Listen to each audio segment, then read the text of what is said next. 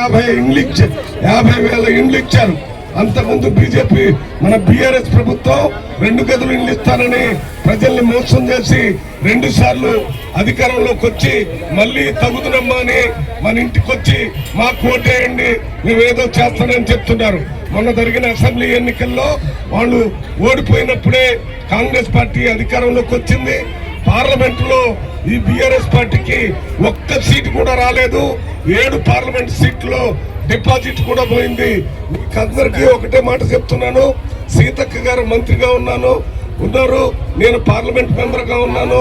ఈ Jubilee hills లో దాదాపు 200 స్లమ్స్ ఉన్నాయి. ఈ స్లమ్స్ లో మేడం సీతక్క గారు గిరిజనుల నుంచి వచ్చారు, నేను హరిజన కుటుంబం నుంచి వచ్చాము, తెలిసిన వాళ్ళం. కాబట్టి మీకు కావలసిన నిధులన్నీ ముఖ్యమంత్రి గారితో మాట్లాడి మీ కార్పొరేటర్ ద్వారా మీకు అందే విధంగా చేస్తామని మీ అందరికీ మాటిస్తూ, ఈ జూబ్లీ హిల్స్ లో ధనవంతులే కాదు పేదవాళ్లే ఎక్కువ మంది ఉన్నారు. ఇది ఎన్నికలు అయిన తర్వాత దీని పేరు జూబ్లీ హిల్స్ కాకుండా గోల్డెన్ హిల్స్ అని బంగారు కొండలాగా చేయడానికి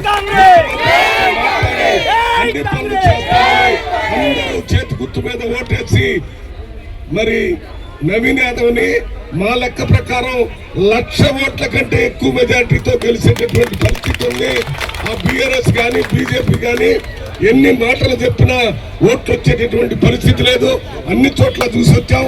మీరు మాత్రం మీ ఓట్లతో పాటు చుట్టుపక్కల ఉన్న వాళ్ళందరి ఓట్లు వేపియాలని కోరుతూ సెలవు తీసుకుంటున్నారు.